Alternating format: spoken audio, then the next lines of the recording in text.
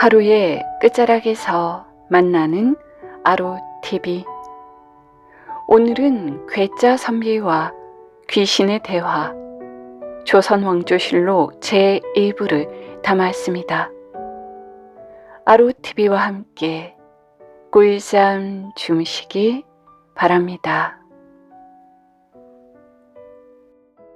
조선 팔도를 떠도는 이상한 선비가 있었습니다. 그는 과거를 보러 다니지도 않았고 벼슬을 구하지도 않았습니다. 명산을 찾아다니는 대신 사람이 떠난 절터를 찾았고 풍경 좋은 정자보다 폐허가 된 성터를 더 좋아했습니다. 낮에는 사람들과 어울려 세상 이야기를 들었지만 밤이 되면 홀로 귀신이 나온다는 집에서 잠을 청했습니다. 사람들은 그를 미쳤다고 했습니다. 아니, 산 사람도 무서운데 귀신을 찾아다닌다니? 그러나 선비는 웃기만 했습니다. 산 사람은 거짓말을 하기도 하지. 하지만 죽은 사람은 그럴 이유가 없네. 그에게 귀신은 두려운 존재가 아니었습니다. 세상에 미련을 남긴 원혼도, 깊은 산속을 떠도는 임의망량도, 오래된 성을 지키는 수문장도 그를 만나면 경계하기보다 먼저 말을 걸었습니다.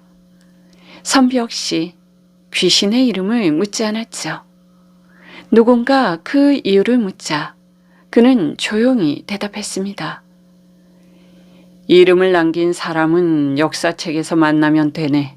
하지만 이름조차 남기지 못한 사람들의 이야기는 누군가는 끝까지 들어주어야 하지 않겠는가? 그날 이후 선비는 더욱 먼 길을 떠났습니다. 사람들은 왕의 이름을 기억했습니다. 장군의 이름을 기억했습니다. 영웅의 이름을 기억했습니다. 하지만 그 영웅 곁에서 함께 웃고 함께 싸우고 함께 죽어간 많은 사람들의 이름은 시간 속으로 사라져버렸죠. 선비는 바로 그들을 찾아 길을 떠났습니다. 잊혀진 병사를 만나기 위해, 억울하게 죽은 백성을 만나기 위해, 역사의 한순간을 지켜본 이름 없는 영혼들을 만나기 위해, 그리고 어느 겨울 압록강을 바라보는 오래된 폐성에서 그는 한 노인을 만났습니다. 낡은 갑옷을 걸친 채 성벽 위에 홀로 서 있던 그 노인은 살아있는 사람처럼 하늘을 바라보고 있었죠. 선비는 그 곁에 조용히 다가가 앉았습니다. 둘 사이에는 한동안 아무 말도 없었죠. 차가운 바람만 성벽 사이를 스쳐 지나갔습니다. 마침내 노인이 먼저 입을 열었습니다. 자네는 이성계라는 사람을 아는가? 선비는 희미하게 미소를 지었죠. 역사에서 배운 이성계는 알고 있습니다. 그러자 노인은 천천히 고개를 저었습니다. 그리고 낮게 웃으며 말했죠. 아니, 내가 말하려는 이성계는 역사책이 다 적지 못하는 사람이세. 그 말과 함께 500여 년 전 압록강 너머의 전장이 조용히 눈앞에 펼쳐지기 시작했습니다. 이성계는 1335년 함경도 영흥에서 이자충과 최한기의 딸인 최씨 사이에서 둘째 아들로 태어났습니다. 이성계의 조상은 본래 전라도 전주에서 살았죠. 그러나 고조 할아버지 때 고향을 떠나게 되었습니다. 이성계의 고조 할아버지인 이안사는 재산이 많았을 뿐 아니라 사람됨도 훌륭하여 고을 사람들에게 많은 존경을 받았지요. 그런데 새로 부임한 벼슬아치가 이안사를 괴롭히기 시작했습니다. 더 이상 고향에서 살기 어려워진 이안사는 결국 전주를 떠날 수밖에 없었죠. 이성계는 어릴 때부터 몸집이 크고 영리했으며 용감하기까지 했습니다. 동네 아이들과 모여 군사놀이를 할 때면 언제나 대장이 되었죠. 활솜씨도 매우 뛰어났습니다. 틈만 나면 들판을 누비며 활을 쏘았고 멧돼지와 사슴을 잡기도 했습니다. 어느 날 이성계가 활쏘기 연습을 하고 있을 때였습니다. 이자춘의 셋째 부인인 김씨는 이성계가 활을 쏘는 모습을 구경하고 있었습니다. 그러다가 담 모퉁이에 까마귀 5마리가 나란히 앉아있는 것을 보았죠. 김씨 부인은 이성계가 정말 활을 잘 쏘는지 확인해 보고 싶었습니다. 저 까마귀들을 활로 한번 쏘아보아라. 이성계는 곧바로 활에 화살을 걸었죠. 휙! 화살이 날아가자 담 모퉁이에 앉아있던 까마귀 5마리가 한 화살에 나란히 꿰어 땅으로 떨어졌습니다. 아니, 이럴 수가. 김씨 부인은 이성계의 활솜씨가 너무나 뛰어난 것을 보고 크게 놀랐습니다. 그리고 이성계에게 조심스럽게 말했죠. 이 일은 절대로 다른 사람들에게 말하지 말아라. 사람들이 알게 되면 너를 경계할 것이다. 이성계는 그 말을 잊지 않았습니다. 그 뒤로 자신의 활솜씨를 함부로 자랑하지 않았죠. 이성계의 아버지 이자춘은 쌍성 총관부의 관리였습니다. 쌍성 총관부는 당시 중국을 지배하던 원나라가 고려의 동북쪽 땅을 다스리기 위해 세운 기관이었죠. 훗날 이자춘은 고려 군사들과 힘을 합쳐 원나라로부터 그 땅을 되찾았습니다. 이자춘이 세상을 떠나자 이성계는 아버지의 뒤를 이어 동북면 병마사가 되었습니다. 동북면 병마사는 한 지방을 지키는 군대의 우두머리였죠. 이성계가 태어났을 무렵 고려는 나라 안팎으로 매우 어려운 상황에 놓여 있었습니다. 나라 안에서는 권문세가들이 원나라의 세력을 등에업고 나랏일을 마음대로 처리하며 거대한 토지를 차지하고 있었습니다. 권문세가는 높은 벼슬과 큰 권세를 가진 집안을 말합니다. 땅을 빼앗긴 백성들은 힘들게 농사를 지어도 수확한 곡식의 대부분을 권문세가들에게 빼앗겼죠. 이 때문에 백성들의 삶은 몹시 어려웠습니다. 나라 밖의 사정도 좋지 않았습니다. 오랫동안 고려의 국정을 간섭하던 원나라는 곳곳에서 폭동이 일어나 혼란에 빠져 있었습니다. 바다 건너에서는 왜구가 고려의 해안 마을을 자주 침범했습니다. 1361년에는 홍건적이 10만 명의 군사를 이끌고 압록강을 건너 고려로 쳐들어왔습니다. 홍건적은 원나라 말기에 일어난 한족 농민 반란군이죠. 머리에 붉은 수건을 쓰고 있었기 때문에 홍건적이라고 불렸습니다. 홍건적은 고려 조정에 글을 보내 항복을 요구했죠. 고려에서는 정세훈을 총대장으로 삼아 홍건적을 맡게 했습니다. 하지만 홍건적은 계속 밀고 내려와 고려의 수도인 개경까지 점령했습니다. 결국 공민왕은 멀리 경상도 안동까지 피난을 가야 했죠. 다행히 정세훈과 김득배, 안우 등의 장수들이 용감하게 싸웠습니다. 고려군은 개경을 되찾았고 홍건적의 북쪽으로 몰아냈습니다. 이때 이성계도 2,000명의 군사를 이끌고 전투에 참여했죠. 그는 개경을 되찾는 데 큰 공을 세웠습니다. 공민왕은 왕위에 오른 뒤부터 줄곧 원나라를 멀리하는 정책을 펼쳤습니다. 그러자 원나라는 공민왕을 왕위에서 쫓아내고 고려 충선왕의 셋째 아들인 덕훈군을 새로운 고려왕으로 안치려 했습니다. 1369년 12월 이 사실을 알게 된 공민왕은 크게 분노했습니다. 그리고 다음과 같은 명령을 내렸죠. 이성계를 동북면 원수로 지용수와 양배견을 서북면 원수로 임명하니 원나라의 동령부를 공격하여라.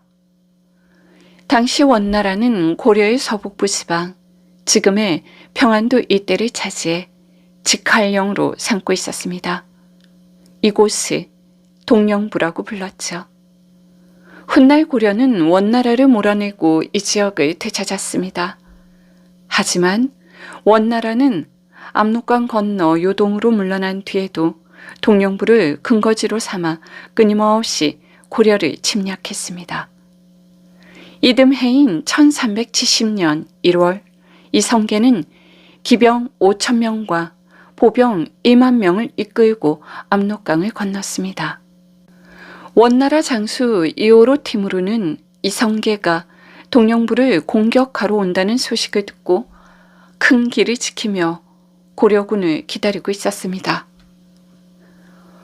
얼마 지나지 않아 고려군과 원나라 군사 사이에 치열한 전투가 벌어졌습니다. 전투가 시작되자 이성계의 활은 놀라운 위력을 발휘했죠.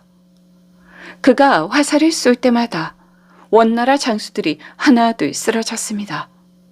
결국 이오로 티무르는 더 이상 싸울 수 없다고 판단했습니다. 그러자 그는 300여 명의 장수들을 이끌고 항복했죠. 갑옷을 벗은 이오로 티무르는 이성계 앞에 나아가 큰 절을 올리며 말했습니다. 우리 선조는 본래 고려 사람이었습니다. 이제부터 장군의 부하가 되겠습니다. 하지만 끝까지 항복하지 않는 장수도 있었습니다. 고안위라는 추장은 성문을 굳게 닫고 끝까지 버텼죠. 이성계는 성을 포위한 뒤 직접 활을 들었습니다. 그는 성 안의 군사들을 향해 무려 70여 차례나 화살을 쏘았죠. 신기하게도 이성계가 쏜 화살은 하나같이 적군의 얼굴을 정확히 맞췄다고 전해집니다. 그 모습을 본 원나라 군사들은 크게 두려워했고 사기는 순식간에 무너졌습니다. 결국 고안위는 아내와 자식마저 버린 채 한밤중에 몰래 성을 빠져 달아났죠. 다음 날에는 20명이 넘는 장수들이 백성들을 이끌고 성문을 열어 이성계에게 항복했습니다. 마침내 전쟁은 고려의 승리로 끝났고 동령부는 다시 고려의 땅이 되었습니다. 전쟁이 끝난 뒤 이성계는 노획한 소 천여 마리와 말 수백匹를 모두 원래 주인들에게 돌려주었습니다. 이 소식을 들은 요동의 북방 사람들은 크게 기뻐했고 앞다투어 고려의 백성이 되었습니다. 이 전쟁을 계기로 이성계의 이름은 더욱 널리 알려졌으며 고려의 북쪽 국경에도 다시 평화가 찾아왔습니다. 공민왕이 세상을 떠난 뒤 우왕이 왕위를 이어받았습니다. 우왕 14년인 1388년 새롭게 중국을 통일한 명나라는 철령 이부, 즉 안병과 함흥 등 함경남도 남부 지역이 자신들의 땅이라고 주장했습니다. 또한 그 지역의 백성들을 명나라의 요동에 소속시키겠다고 선언했죠. 우왕은 최영과 의논한 끝에 요동을 공격하기로 결정했습니다. 그 소식을 들은 공산부원군 이자송은 곧바로 최영을 찾아갔죠. 부원군은 왕의 장인이나 정일품 공신에게 내리던 칭호였습니다. 이자송은 전쟁을 말리며 간곡하게 말했죠. 큰 나라를 공격하다가 잘못되면 나라가 망할 수도 있습니다. 하지만 최영의 생각은 달랐습니다. 그는 이자송에게 다른 죄를 뒤집어 씌워 전라도로 귀양을 보냈고 결국 이자송은 그곳에서 목숨을 잃고 말았습니다. 얼마 지나지 않아 서북면에서 다급한 소식이 전해졌습니다. 요동의 군사가 강계에 이르렀습니다. 곧 철령으로 쳐들어올 것입니다. 이 소식을 들은 우왕은 분함을 참지 못했습니다. 눈물까지 흘리며 신하들에게 말했죠. 여러 신하들이 요동을 공격하려던 내 뜻을 따르지 않았기 때문에 결국 일이 이 지경에 이른 것이오. 얼마 뒤 명나라는 사신을 보내 철령의 자국의 관리를 두었다는 사실을 공식적으로 알려왔습니다. 이에 우왕과 최영은 더 이상 미룰 수 없다고 판단하고 마침내 요동을 공격하기로 결정했죠. 우왕은 여러 신하를 불러 말했습니다. 이제 요동을 공격하려 하니 경들은 힘을 다해 싸우도록 하시오. 그때 이성계가 앞으로 나와 조심스럽게 아뢰었죠. 전하, 지금 군사를 일으키는 것은 옳지 못합니다. 그 이유는 4가지가 있습니다. 이성계는 하나씩 차분히 설명하기 시작했습니다. 첫째, 작은 나라가 큰 나라를 거역하는 것은 옳지 않습니다. 둘째, 지금은 여름이라 군사를 동원하면 백성들이 농사를 지을 수 없습니다. 셋째, 온 나라의 군사를 이끌고 멀리 원정을 떠나면 왜구가 그 틈을 타 우리나라를 침략할 것입니다. 넷째, 지금은 장마철입니다. 활에 쓰이는 악교가 풀어지고 많은 군사가 전염병에 걸릴 위험도 있습니다. 하지만 우왕은 단호하게 말했습니다. 이미 군사를 일으켰으니 이제 와서 멈출 수는 없어. 그러자 이성계는 다시 한번 간곡하게 아뢰었습니다. 전하께서 반드시 이번 전쟁을 치르려 하신다면 서경에 머물며 가을까지 기다리셔야 합니다. 가을이 되면 곡식을 모두 거두어 식량이 넉넉해지고 군사들도 힘을 낼 수 있습니다. 그러나 지금은 장마철입니다. 설령 요동의 성 하나를 함락시킨다 해도 비 때문에 군대는 앞으로 나아가기도 어렵고 뒤로 물러나기도 어렵습니다. 군사들은 지치고 식량은 부족해질 것입니다. 지금은 요동을 공격할 때가 아닙니다. 이성계는 여러 차례 거듭 간청했습니다. 하지만 우왕은 끝내 그의 의견을 받아들이지 않았죠. 더 이상 만류할 수 없다고 판단한 이성계는 조용히 물러났습니다. 우왕은 서경에 머물며 전국 각지에서 군사를 모았습니다. 압록강에는 군대가 건널 수 있도록 다리를 놓았고 승려들까지 모집해 군대를 편성했습니다. 최영은 팔도 도통사를 맡아 전체 군대를 지휘했죠. 조민수는 좌군 도통사, 이성계는 우군 도통사로 임명되어 전쟁 준비를 맡았습니다. 좌군과 우군을 합친 고려군은 모두 5만여 명이었죠. 그러나 우왕은 사람들을 여러 곳에 보내 고려군이 10만 명이라는 소문을 퍼뜨리게 했습니다. 며칠 뒤 고려군은 마침내 서경을 출발해 요동을 향해 진군하기 시작했죠. 한편 최영은 우왕의 곁에 남아 전쟁의 소식을 기다렸습니다. 고려의 대군이 압록강 하류에 있는 위화도에 이르렀을 때였죠. 도망치는 군사들이 점점 늘어나자 이성계와 조민수는 우왕에게 다시 상소를 올렸습니다. 신들은 뗏목을 타고 압록강을 건넜으나 큰 비가 내려 강과 냇물이 모두 불어났습니다. 그 때문에 수백 명의 군사가 물에 빠져 목숨을 잃었습니다. 또한 물이 너무 깊어 더 이상 건너지 못한 채 진을 치고 머물러 있으니 아까운 군량만 날마다 줄어들고 있습니다. 앞으로 요동성까지 가는 길에는 큰 강이 더욱 많으니 진군은 한층 더 어려울 것입니다.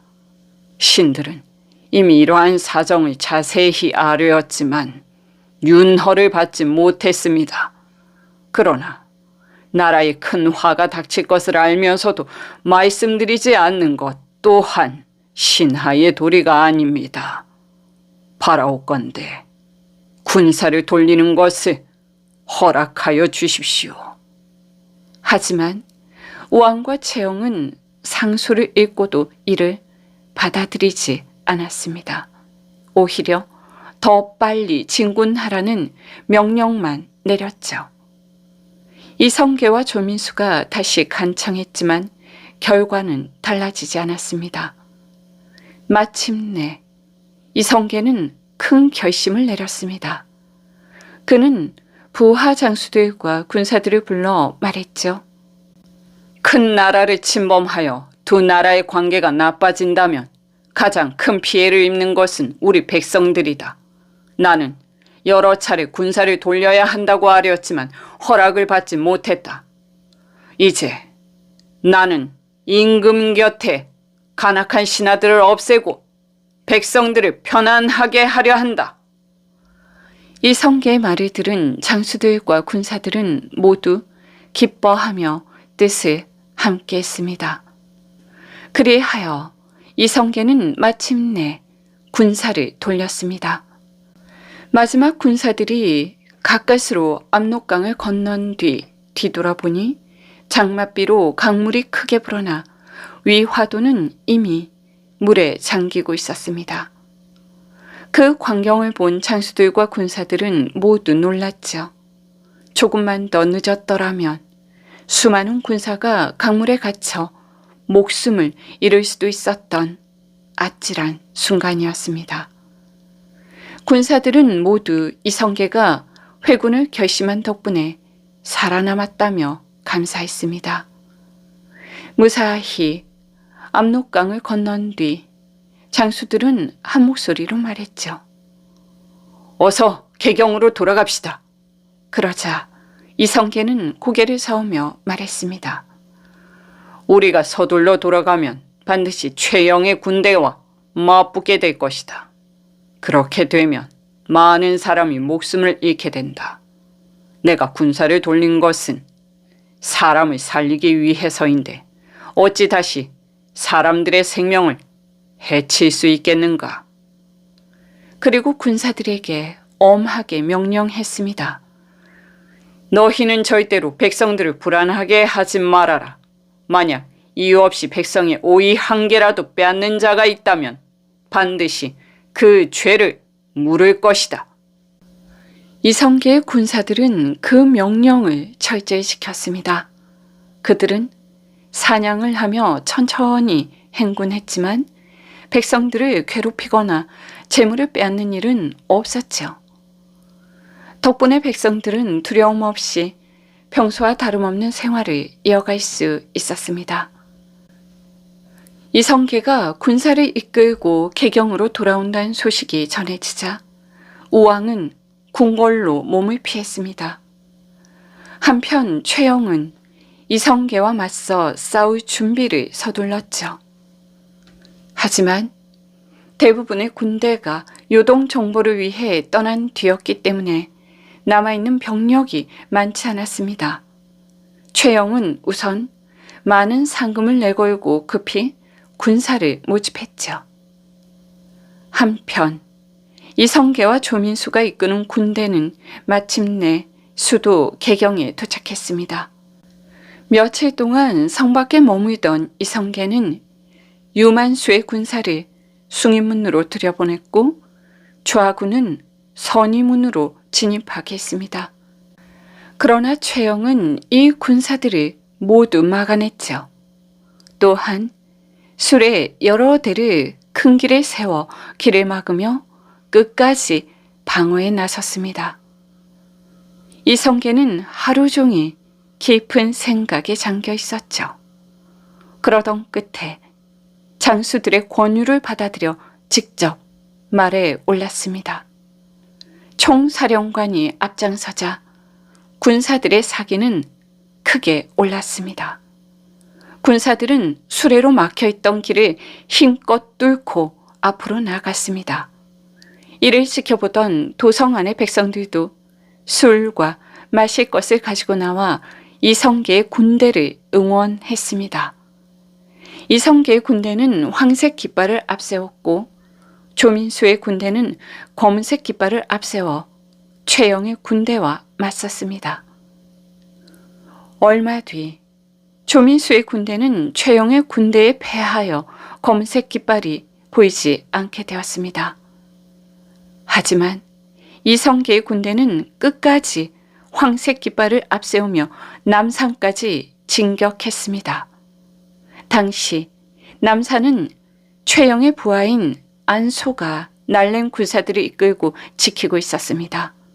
그러나 안소는 황색 깃발이 다가오는 것을 보자 싸워보지도 못한 채 군사들을 이끌고 달아나 버렸죠. 그때 최영은 우왕과 함께 있었습니다. 이성계는 장수들을 보내 최영을 찾아 데려오게 했습니다. 우왕은 최영의 손을 붙잡고 눈물을 흘리며 마지막 인사를 나누었죠. 잠시 뒤 최영이 이성계 앞에 끌려왔습니다. 이성계는 조용히 입을 열었습니다. 이 일은 나의 본심에서 비롯된 것이 아니오. 장군의 고집과 잘못된 선택으로 나라가 편안하지 못하게 되었고 백성들의 원망이 하늘에 닿게 되었소. 그러니 이 일을 그렇게 이해해 주시오. 부디 잘 가시오. 이성계는 최영을 고봉현, 그러니까 지금의 경기도 고향으로 귀양 보냈습니다. 장수들은 최영을 곧바로 죽여야 한다고 주장했지만 이성계는 그 의견을 받아들이지 않았죠. 그 뒤 최영은 다시 하포, 그러니까 지금의 경상남도 마산으로 그리고 충주로 유배지를 옮기게 되었습니다. 하지만 부하들이 계속해서 최영을 처형해야 한다고 주장하자 이성계는 결국 최영을 개경으로 불러들여 사형에 처했습니다. 최영은 죽음을 앞두고 이렇게 말했습니다. 나는 나라를 위해 큰 일을 이루려 했지만 뜻을 이루지 못하고 죽게 되었으니 분하고 억울하다. 나는 오직 나라를 위해 충성을 다했을 뿐이다. 만약 내가 사사로운 욕심을 위해 이 일을 했다면 내 무덤에는 불이 날 것이고 그렇지 않았다면 영원히 불이 나지 않을 것이다. 최영이 세상을 떠난 뒤 그의 무덤에는 오랫동안 풀이 자라지 않았다고 합니다. 이성계를 따르는 세력은 우왕의 아들 창왕을 새로운 왕으로 세웠습니다. 그리고 우왕과 영비, 즉 최영의 딸을 강화도로 보냈습니다. 조민수는 좌시중이 되었고 이성계는 우시중이 되어 권력을 함께 나누어 맡았습니다. 또한 명나라와의 관계를 회복하면서 원나라의 풍습을 버리고 명나라의 제도를 따르기 시작했습니다. 얼마 뒤 강화도에 있던 우왕은 몰래 곽충보에게 사람을 보내 이렇게 말했습니다. 그대가 이성계를 없애고 나를 다시 왕위에 오르게 해준다면 높은 벼슬을 내리겠소. 그러자 곽충보는 곧바로 이 사실을 이성계에게 알렸습니다. 이 소식을 들은 이성계는 크게 노했죠. 그는 우왕을 강릉으로 옮겨 가두었고 우왕의 아들 창왕도 왕위에서 내쫓아 다시 강화도로 보냈습니다. 그리고 고려 제20대 왕인 신종의 7대 손 정창군 요를 새로운 왕으로 세웠습니다. 그가 바로 고려의 마지막 임금인 공량왕이죠. 공량왕이 왕위에 오른 뒤 이성계가 원하는 대로 우왕과 창왕은 모두 목숨을 잃었습니다. 이후 많은 장수와 대신들은 공개적으로 이성계를 새로운 왕으로 세워야 한다고 주장하기 시작했습니다. 그러나 공양왕의 스승이었던 포은 종몽주는 그 소문을 듣고 크게 분노했습니다. 당시 종몽주의 벼슬은 수시중으로 시중이었던 이성계 다음가는 높은 자리였습니다. 종몽주는 고려를 위해 목숨을 바치기로 굳게 마음먹고 이성계 일파를 제거할 기회를 엿보고 있었습니다. 그러던 공양왕 4년인 1392년 봄이었습니다.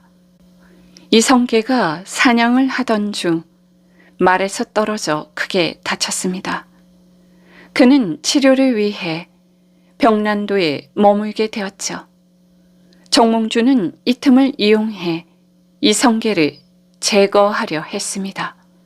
하지만 이성계의 아들 이방원이 아버지를 서둘러 개경으로 옮기면서 그 계획은 실패로 끝나고 말았죠. 얼마 뒤 정몽주는 이성계가 머지않아 왕이 되기 위해 큰일을 일으킬 것이라는 소식을 들었습니다. 그는 정세를 살피기 위해 문병을 핑계 삼아 이성계의 집을 찾아갔죠. 이방원은 이 기회를 놓치지 않았습니다.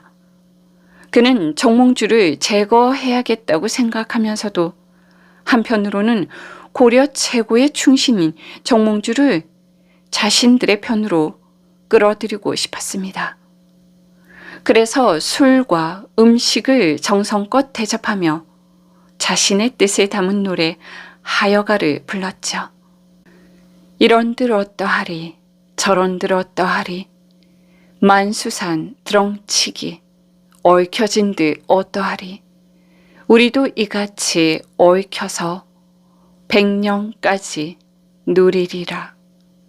정몽주는 이방원이 따라주는 술을 마시며 조용히 노래로 답했습니다. 그 노래가 바로 단심가였습니다. 이 몸이 죽고 죽어 100번 고쳐 죽어 백골이 진토되어 넋이라도 있고 없고 임향한 일편단심이야 가실 줄이 있으랴. 이 노래를 들은 이방원은 정몽주의 마음을 돌릴 수 없다는 것을 깨달았습니다. 그는 곧바로 신복인 장사 조영규를 불러 명령했습니다. 오늘 반드시 정몽주를 없애야겠다. 만일 실패한다면 저들은 우리를 더욱 나쁘게 몰아갈 것이다. 그러니 오늘 정몽주를 반드시 없애라. 그때 이 화가 조심스럽게 말했습니다. 공께서 노하실까 두렵습니다. 그러자 이방원이 단호하게 대답했습니다. 기회는 다시 오지 않는다. 아버님께서 노하신다면 내가 직접 고개를 숙여 사죄하고 이해를 구하겠다. 정몽주는 이성계의 집을 나온 뒤 친구의 문상을 마치고 밤늦게 선지교에 이르렀습니다. 바로 그때였습니다. 다리 아래에 숨어있던 몸집 큰 산의 서너 명이 갑자기 뛰어나왔죠. 그들은 정몽주가 타고 있던 말의 뒷다리를 쳐 쓰러뜨린 뒤 정몽주와 수행원들을 살해했습니다. 때는 1392년 4월이었습니다. 정몽주가 세상을 떠난 뒤 선지교에는 대나무가 자라기 시작했다고 전해집니다. 그때부터 사람들은 본래 이름인 선지교 대신 선주교라고 부르게 되었죠. 또한 선주교의 돌바닥에는 정몽주가 흘린 피의 흔적 때문인지 지금도 붉은 자국이 남아있다고 전했습니다. 이방원은 이 사실을 곧바로 이성계에게 알렸습니다. 소식을 들은 이성계는 크게 놀라며 이방원을 꾸짖었죠. 우리 집안은 충과 효를 가장 중요하게 여기는 집안으로 세상에 알려져 있다. 포우는 내 오랜 친구이며 나라의 으뜸가는 재상이다. 그런 사람을 너희 마음대로 죽이다니 도대체 무슨 짓을 한 것이냐. 나라의 어진 신하를 죽였으니 이는 불충이고 아비의 벗을 죽였으니 이는 불효다. 어찌 이런 일을 저질러 우리 집안을 어지럽히느냐. 하지만 이방원은 조금도 물러서지 않았습니다. 그는 아버지를 바라보며 담담하게 말했죠. 그가 우리 집안을 없애려 한다는 것을 알고도 가만히 있을 수만은 없었습니다. 그래서 제가 먼저 그를 죽였습니다. 이것이야말로 집안을 지키기 위한 효도가 아니겠습니까? 아버님을 위한 효도가 아니겠느냐 말이지요. 효도를 다하면 그 안에 충성도 있는 것입니다. 아버님께서는 노여움을 푸시고 이제 뒷일을 잘 수습해 주십시오. 그러자 강씨 부인이 이성계를 바라보며 말했습니다. 당신은 늘 스스로를 대장군이라 여기시면서 어찌 이런 일에 놀라고 두려워하십니까? 강씨 부인의 말을 들은 이성계는 마지못해 정도정과 조준등을 데리고 궁궐로 들어가 공양왕에게 아뢰었습니다. 정몽주가 죄인들과 함께 일을 꾸며 충성된 사람들을 해치려 하였기에 부득이 죽였습니다. 그리고는 정몽주를 따르던 사람들까지 모두 붙잡아야 한다고 주장했습니다. 그러나 힘을 잃은 공양왕은 이성계의 뜻을 거스를 수 없었죠. 결국 정몽주가 세상을 떠난 뒤 그의 시신은 죄인의 시신으로 여겨져 길가에 버려졌습니다. 그 모습을 안타깝게 여긴 송악산의 승려들이 내려와 정몽주의 장례를 치루어 주었습니다. 훗날 조선 태종 때에는 정몽주의 무덤을 용인으로 옮기고 그의 충절을 기려 벼슬도 다시 내려주었습니다. 정몽주가 죽은 뒤 이성계를 왕으로 세우기 위한 준비가 본격적으로 시작되었습니다. 이 무렵에는 이성계와 관련된 여러 신기한 이야기가 세상에 퍼졌고 백성들의 마음도 점차 이성계에게 기울기 시작했습니다. 1392년 7월 마침내 왕위를 넘기는 의식이 거행되었습니다. 이로써 474년 동안 이어져온 고려 왕조는 막을 내리고 새로운 시대가 시작되었습니다. 이성계가 왕위에 오른 뒤 공양왕은 먼저 원주로 보내졌습니다. 이후 간성을 거쳐 다시 삼척으로 옮겨졌죠. 그리고 어느 날 두 아들과 함께 목숨을 잃었습니다. 공양왕이라는 이름은 왕위를 공손히 양보한 임금이란 뜻에서 붙여진 이름이라고 하죠.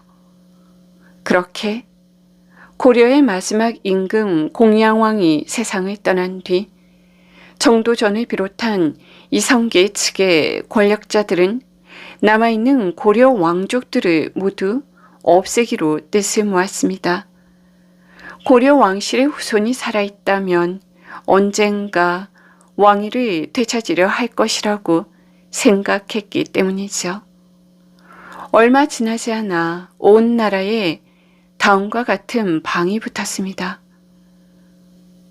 왕씨들을 위하여 새로운 섬 하나를 마련하였다. 왕씨들은 그 섬을 새로운 고향으로 삼아 편안히 살아가도록 하라.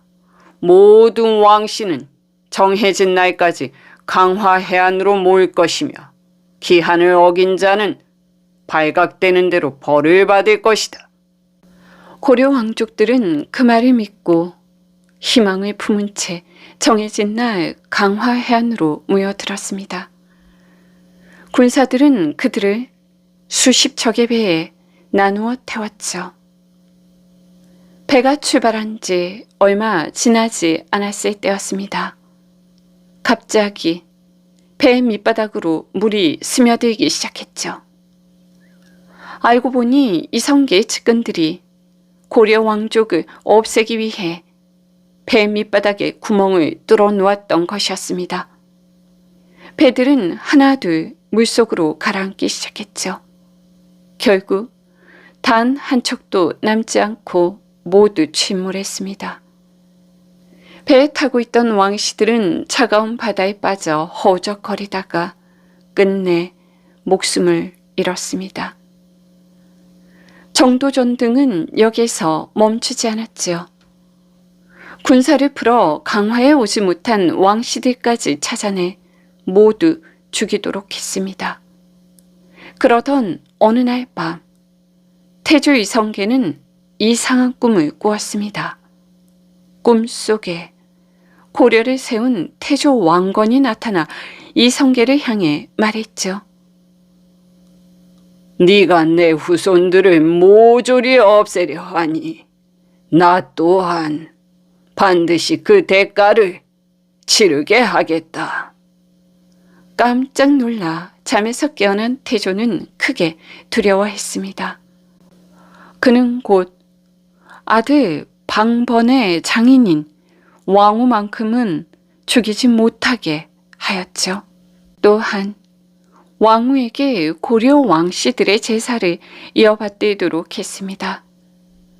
아울러 더 이상 왕씨들을 찾아 죽이지 말고 강화로 오지 않아 살아남은 왕씨들은 왕씨 대신 어머니의 성을 따르도록 명령했죠. 태조는 왕위에 오른 뒤 새 왕조의 시작에 맞춰 새로운 도읍을 정하기로 했습니다. 새로운 나라를 세운 만큼 도읍도 새롭게 옮겨 백성들의 마음을 하나로 모으려 했던 것이죠. 여러 곳을 살펴본 끝에 새 도읍지는 계룡산으로 정해졌습니다. 태조가 직접 계룡산을 둘러보기 위해 길을 나섰을 때였죠. 신하들이 급히 달려와 보고했습니다. 계룡산 일대에 도적들이 나타났다고 합니다. 그러나 태조는 그 말을 그대로 믿지 않았습니다. 대신들이 도읍을 옮기는 것을 반대하기 위해 거짓으로 꾸며낸 보고가 아닐까 의심했던 것이죠. 그렇게 얼마 지나지 않아 계룡산에 도적이 나타났다는 소문은 과장된 보고였음이 밝혀졌습니다. 태조는 대신들을 설득한 뒤 곧바로 계룡산으로 향했죠. 직접 지형을 둘러본 태조는 한동안 주변을 살펴보았습니다. 그리고 조용히 말했어요. 주변이 너무 막혀 있고 도구로 삼기에는 지나치게 좁은 것 같구나. 태조는 계룡산이 새로운 도구로는 적합하지 않다고 판단했습니다. 마침 그때 경기 관찰사 하륜이 상소를 올렸죠. 도읍은 마땅히 나라의 중앙에 있어야 합니다. 그러나 계룡산은 남쪽으로 치우쳐 있어 나라의 중심에서 너무 멀리 떨어져 있습니다. 풍수의 이치로 살펴보아도 계룡산은 도읍으로 삼기에 알맞지 않습니다. 하륜의 의견을 들은 태조는 개경으로 돌아왔습니다. 그리고 정도전을 비롯한 신하들에게 다른 후보지를 다시 찾아보라고 명령했죠. 이후 새로운 터를 정해 도성을 쌓기 시작했습니다. 그런데 땅을 파던 중 왕심리, 곧 심리를 더 가라는 글자가 새겨진 돌이 발견되었다고 전해지죠. 사람들은 신라의 이름난 승려 도선이 수백 년 뒤 이곳에 도읍이 세워질 것을 미리 알고 그 글을 돌에 새겨 묻어두었다고 이야기했습니다. 이에 정도전은 다시 자리를 옮겨 한양에 도성을 쌓기 시작했습니다. 그는 종묘와 사직의 위치를 정하고 궁궐과 시장이 들어설 자리까지 하나하나 계획했습니다. 또한 경복궁을 비롯한 여러 궁궐의 설계도 정도전이 맡아 진행했죠. 새로운 도성을 만드는 공사는 5년에 걸쳐 이어졌습니다. 마침내 새 도읍이 완성되자 조선의 조정은 한양으로 옮겨왔습니다. 그리고 새로운 왕조에 맞는 제도를 하나씩 정비하며 나라의 기초를 다져나갔죠. 그렇게 노인의 이야기가 끝나자 어느덧 새벽이 다가오고 있었습니다. 괴짜 선비는 한동안 말없이 패성 너머를 바라보았죠. 고려는 사라졌고 조선이 세워졌습니다. 하지만 한 나라가 무너지고 또 다른 나라가 세워지는 동안 기뻐하는 사람도 있었고 눈물을 흘린 사람도 있었습니다. 역사책에는 왕과 장수들의 이름이 남지만 그 곁에서 죽어간 수많은 사람들의 이름은 남지 않았습니다. 조선을 세운 태조 이성계. 역사책에는 그렇게 한 줄로 남아있지만 그 이름에 이르기까지 수많은 선택과 희생 그리고 이름 없이 사라진 사람들의 이야기가 함께 있었습니다. 다음에는 또 누구의 이야기를 들려주시겠습니까? 괴짜 선비가 고개를 돌려보았을 때 노인의 모습은 어느새 바람처럼 사라지고 없었습니다. 선비는 미소를 지으며 혼잣말을 했죠. 그래. 역사는 끝난 것이 아니라 아직도 누군가의 기억 속에서 계속되고 있구나. 그는 다시 천천히 길을 나섰습니다. 아직 이름조차 남기지 못한 이들의 이야기를 듣기 위해서이지요. 오늘 이야기를 끝까지 낭독하면서 한 가지 생각이 들었습니다. 우리는 조선이 세워졌다는 결과는 잘 알고 있지만 그 과정에는 생각보다 많은 갈등과 희생이 있었습니다. 새로운 나라가 탄생하는 일은 결코 쉽지 않았고 누군가는 새로운 시대를 선택했고 또 누군가는 끝까지 옛 나라를 지키려 했습니다. 특히 정몽주를 보며 신념이 무엇인지 다시 생각하게 되었죠. 그는 자신의 목숨보다 고려에 대한 충성을 더 중요하게 여겼습니다. 반대로 이성계와 정도전은 백성을 위해서는 새로운 나라가 필요하다고 믿었습니다. 서로 가는 길은 달랐지만 모두 자신이 옳다고 믿는 길을 끝까지 걸어간 것이죠. 또 하나 느낀 점은 역사는 승리한 사람들만의 이야기가 아니라는 것이었습니다. 역사책에는 왕이 되고 나라를 세운 사람들이 크게 기록되지만 그 뒤에는 이름 없이 희생된 수많은 사람들도 있었습니다. 그 사실까지 함께 기억할 때 역사를 더 깊이 이해할 수 있는 것 같습니다. 결국 이 이야기는 단순히 조선이 세워졌다는 이야기가 아니라 한 시대가 끝나고 새로운 시대가 시작되기까지 얼마나 많은 선택과 희생이 있었는지를 보여주는 이야기였습니다. 그래서 우리는 어느 한 사람만 바라보기보다 그 시대를 살았던 여러 사람들의 선택을 함께 이해하려고 할 때 역사를 더 넓은 시각으로 볼 수 있는 것 같습니다. 긴 시간 들어주셔서 감사합니다.